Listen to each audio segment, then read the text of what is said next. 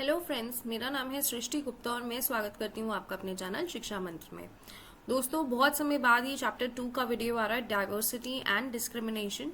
Due to my illness और मेरी health थोड़ी ठीक नहीं थी, इसीलिए इसका सेकंड पार्ट नहीं आ पाया था। I am very sorry for the delays. और आज हम इसका सेकंड पार्ट लेके आए हैं और बहुत ही जल्द हम इस पूरी बुक को कंप्लीट करने की कोशिश करेंगे। चलिए स्टार्ट करते हैं बिना टाइम को गवाए। सो डाइवर्सिटी एंड डिस्क्रिमिनेशन हमने स्टार्ट किया था, जिसके अंदर हमने समझा था कि डाइवर्सिटी यानी कि भिन्नता, अलग अलग भिन्न भिन्न प्रकार के लोग, और डिस्क्रिमिनेशन के बारे में हमने पढ़ा था कि हम उन लोगों के साथ किस तरीके से भेदभाव करके उन्हें डिस्क्रिमिनेट करते हैं, यानी कि उनको उनकी भिन्नता पे को गलत महसूस कराते हैं, यानी कि उन्हें ये महसूस कराते हैं कि अगर वो गलत हैं, अगर वो अलग हैं तो वो गलत हैं, पर ऐसा नहीं होता है। इसी के बारे में काफी कुछ डिस्कस करते हुए हमने डिफरेंसेस एंड प्रिजुडाइज के बारे में बात की थी, जहां पर हमने बात की थी कि प्रिजुडाइज का बेसिक मतलब होता है किसी को बहुत अलग तरीके से उनके बारे में जाने पहचाने। कुछ नहीं जानते हम उनके बारे में, लेकिन हम उनके बारे में एक अपनी सोच बना लेते हैं कि जी वो आदमी इसी टाइप का है, उसे कहते हैं प्रिजुडाइज होना। ओके, देन हमने इस प्रिजुडाइज के बारे में काफी कुछ पढ़ा था।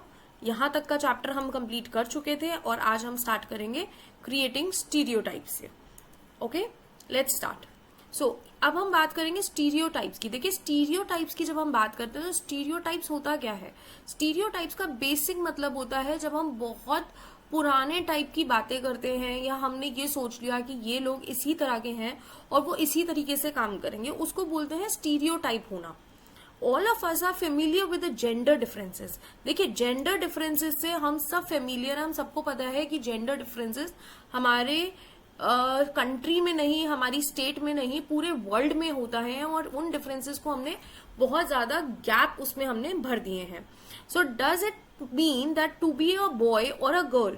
अब आप मुझे बताएं, जेंडर का क्या मतलब होता है? जेंडर का मतलब ये नहीं होता है बिल्कुल भी कि आप बॉय हैं या आप गर्ल हैं। Many of you would say that we are born as boys and girls. It is a given. What is there to think about?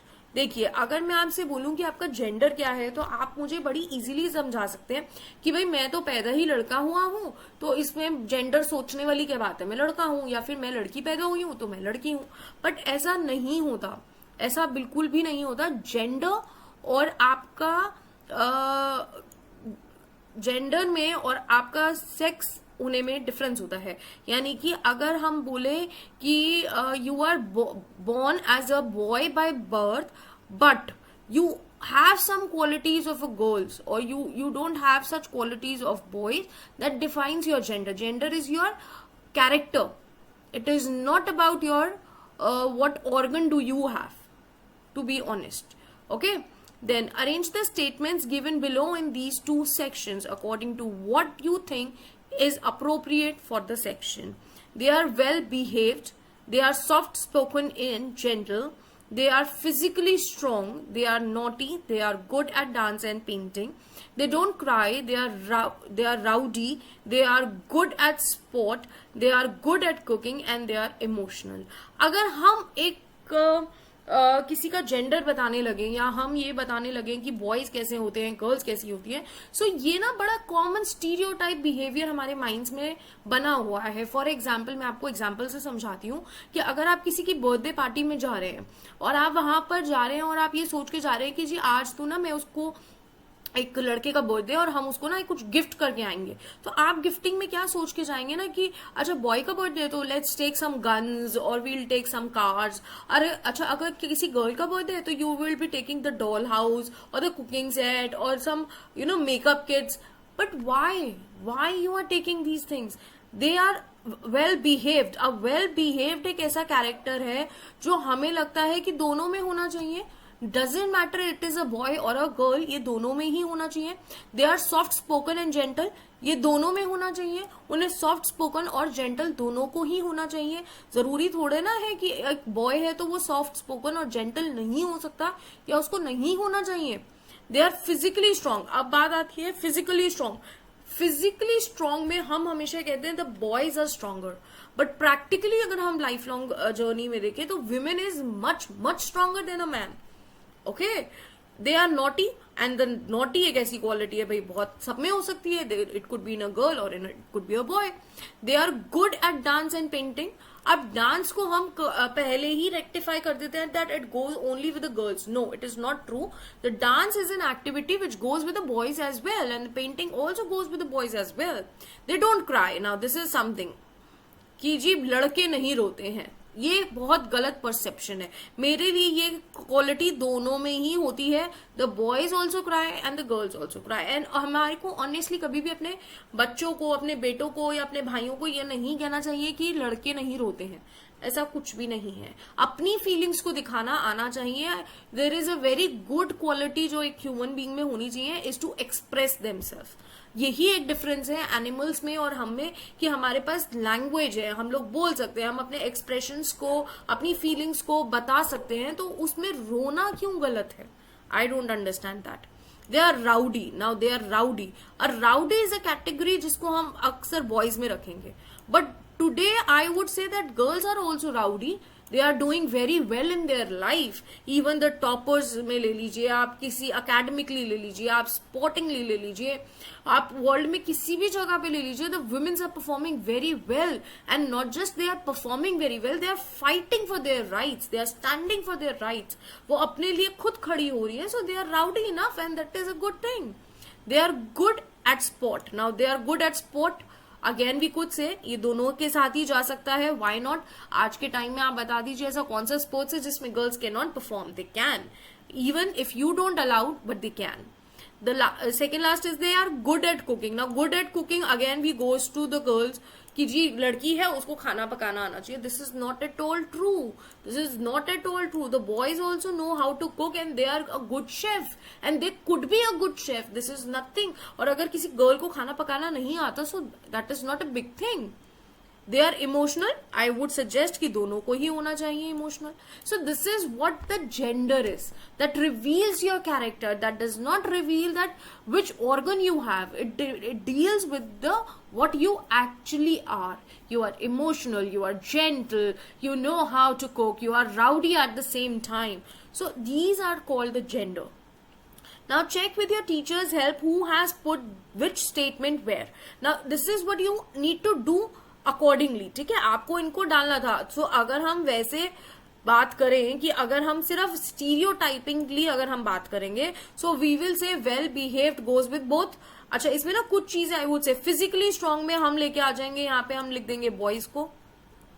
ठीक है, और फिर नॉटी के अंदर भी हम लिख सकते हैं कि भाई बॉयज ज्यादा नॉटी हो सकते हैं, girl should not be naughty. ठीक है, यहाँ पे हम डांस वगैरह की बात करें तो यहाँ पर हम बात कर देंगे कि भाई dance and painting are the work to be done by the girls. So यहाँ पर we will say that these are the girls. Right. Don't cry, तो हम यहाँ पे बोलेंगे, हम किनको बोलते हैं कि don't cry, we say to the boys. अच्छा, they are rowdy, that goes to the boys. They are good at sport, that goes to the boys. अच्छा, they are good at the cooking, तो the goes to the girls. They are emotional, they goes to the girls. So ये जो concept हमने बनाया ना कि ये boys ही होते हैं physically strong, the girl can not be a physically strong. So this is what we call a stereotype. This is no more exist. Okay, now find out and discuss people's reasons for doing this. Are the qualities you put in for the boys something that boys are born with? अब आप मुझे बताइए. This is a very good question जो यहाँ पे इन्होंने put किया आपके आगे कि क्या ये ट्रू है. अगर मैं कह रही हूं कि the boys are physically strong, तो क्या वो बचपन से कोई बच्चा आपने देखा जिसके मसल्स हो? ऐसा तो नहीं होता है. सारे ही बच्चे एक टाइप के पैदा होते हैं. कोई बच्चा बॉडी बिल्डर तो पैदा नहीं होता है. नॉटीनेस, कोई बच्चा पैदा होती नॉटीनेस नहीं करता. कोई लड़की पैदा होती डांस पेंटिंग नहीं करने लग जाती है, खाना पकाने नहीं लग जाती है. ठीक है, और हर बच्चा चाहे वो बॉय हो और गर्ल हो पैदा होते ही रोता है. सो देयर इज नथिंग, ऐसा कोई भी इनमें से क्वालिटी नहीं है जो बच्चा पैदा हो उसको लेकर. ठीक है, so this is not what we would say that ये फिक्स है. अगर हम बोल रहे हैं कि कुकिंग गर्ल ही करेगी तो आप ये नहीं कहेंगे कि वो गर्ल करेगी. क्यों भाई, वो पैदा थोड़ी ना हुई थी कढ़ाई और चम्मच हाथ में लेके. Okay, so this is not true.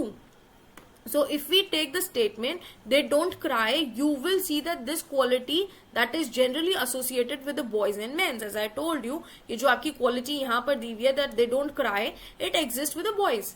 कि लोग कहते हैं भाई boys don't cry, but why you would say this? Okay, so generally this is associated with men and boys. As babies or children, when boys fall and hurt themselves, their parents and other family members often console them by saying don't cry, you are a boy, boys are brave and they don't cry. And that is true. जब बच्चे पैदा होते हैं और छोटे बच्चे होते हैं, लड़के जब छोटे होते हैं 3, 4, 5 साल के, तो हम अक्सर उनके गिरने पे कह देते हैं कि नहीं रोना है, लड़के नहीं रोते हैं. This is a very wrong statement you give to your child. As the children grow up, they start believing that boys don't cry. अब ये बात क्योंकि हमने उनके आगे बचपन से बोली है, तो वो इस चीज को क्या करने लग गए हैं, बिलीव करने, इस चीज को मानने लग गए हैं कि नहीं बॉयज नहीं रोते हैं. So even if a boy feels like crying, he stops himself from doing so.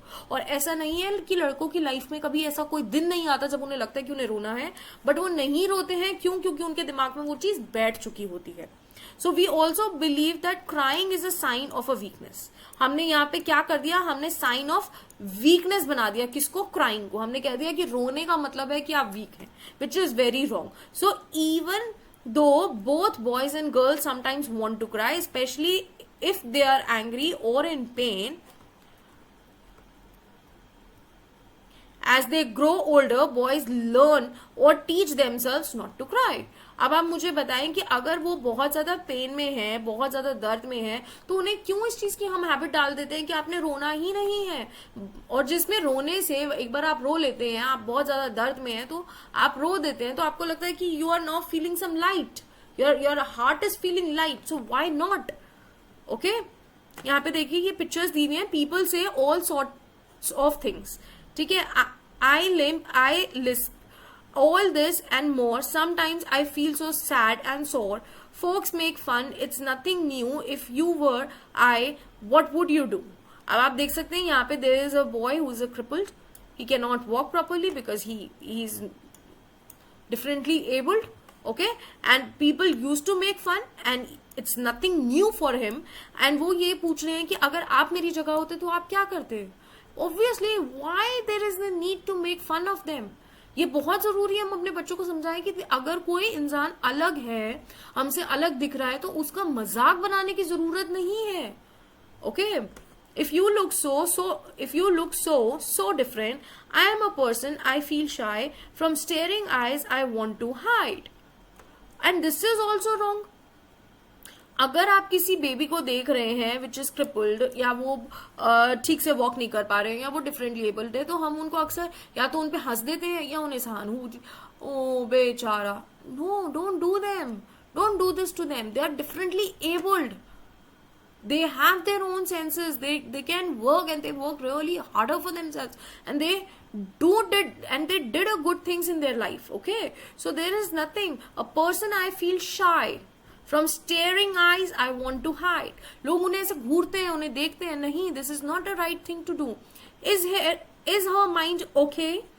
Just because my legs are wobbly, people think my mind is wobbly too. अब क्योंकि उनके पैर ठीक से काम नहीं करते, तो लोग सोचते हैं उनका दिमाग भी काम नहीं कर रहा, which is wrong. Look, she is making a painting and she is doing it very well. So there is nothing new. मतलब आप उनको घूरें, उन्हें तंग करें, that is really stupid thing to do. और ये चीज हमें अपने बच्चों को समझानी चाहिए. The children you see in the illustration here were seen as disabled.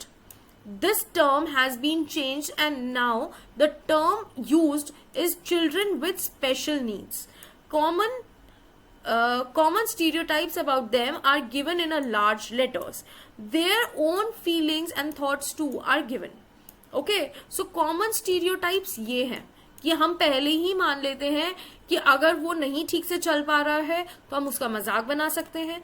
अगर वो कुछ डिफरेंटली दिख रहा है तो हम उसको घूर सकते हैं, ये हमारा राइट हो जाता है. अगर उसके पैर ठीक से काम नहीं कर रहे और हमने सोच लिया उसका दिमाग भी खराब है, तो ये हमने अपना दिमाग खुद खराब कर लिया है. And these are called as these are called as common stereotypes, और इनकी जरूरत नहीं है। जो हम उन्हें पहले डिसेबल्ड बोलते थे, यानी कि वो किसी काम के लिए एबल नहीं है, अब हमने उनके नेम को चेंज कर दिया है children with special needs.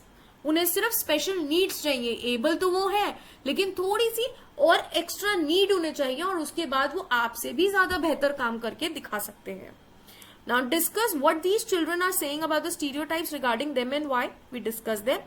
Do you think that children with the special needs should be a part of a regular schools or the studies in the separate schools? अब आप मुझे बताएं, क्या आपको लगता है कि वो बच्चे जो डिफरेंटली एबल्ड हैं या जो बच्चे जिनको स्पेशल नीड्स की जरूरत है, उन्हें हमारे नॉर्मल स्कूल्स में नहीं पढ़ना चाहिए? क्यों नहीं पढ़ना चाहिए? मेरे हिसाब से तो बिल्कुल पढ़ना चाहिए। बिकॉज अनलेस एंड अनटिल बचपन से ही, एक छोटी उम्र से जब हमारे बच्चे देखेंगे कि ये लोग कितनी मेहनत करके कॉरिडोर से क्लासरूम तक ये बच्चा पहुंचेगा, एंड दे विल अंडरस्टैंड कि हमें इनको छोड़ के भागते हुए क्लास में नहीं आना है, हमें उनका हाथ पकड़ के उनको हेल्प करते हुए अपनी क्लास में लाना है। सो जब बचपन से बच्चा ये गुड क्वालिटी सीखता है तो आने वाली अपनी जनरेशन को, और जब वो बड़ा होता है तो सोसाइटी में उनको इन लोगों के साथ एक्सेप्टेंस करने में प्रॉब्लम कभी नहीं होती। So I believe that they should study in normal school, this is their right to do, और ये राइट थिंग भी है। मतलब ये तरीका भी सही है कि हम उन्हें कॉमन स्कूल्स में ही पढ़ाएं, ताकि बचपन से हमारे बच्चे एक्सेप्टेंस सीखें, वो बचपन से ही उनके अंदर स्टीरियोटाइप्स वो ना बन जाए, या वो डिस्क्रिमिनेशन के टूवर्ड्स ना उतर जाए, या वो इन लोगों के लिए पहले से प्रेजुडाइज ना हो जाए, अपनी पहले से ही गलत सोच ना बना ले। इट इज वेरी नेसेसरी कि वो हमारे जैसे कॉमन स्कूल्स में ही पढ़े। ओके, आगे देखते हैं। If a grown boy cries, अगर कोई बहुत बड़ा लड़का जो बड़ा हो चुका है उम्र में वो रोता है, then he feels that others will either tease him और laugh at him, and so he stops himself from doing so in front of the others. और ये गलत है। कोई बड़ा बच्चा अगर रो रहा होता है तो वो इस डर में नहीं रो पाता है कि अगर मैं रोया तो सब या तो देख के मेरा मजाक बनाएंगे, या वो मुझ पे हंसेंगे, या फिर मेरे दे विल टीज मी और something will happen, and he stops himself from being crying, and this is wrong. This is why boys and this is the way boys are, and this is how the girls are. अब ये जो line है ना, this is the way boys are and this is how girls are, this is what we call a stereotype. This is what we call a stereotype. Okay, so these are the statements we hear constantly and accept without even thinking, and we start believing that each one of us must behave accordingly. अब हम लोग क्या करते हैं ना, ये चीज को हम बिलीव करने लग जाते हैं बिना सोचे बिना समझे, और हम बिलीव करने लग जाते हैं कि ये जो है इसी तरीके से इन्हें बिहेव करना चाहिए और यही सच है।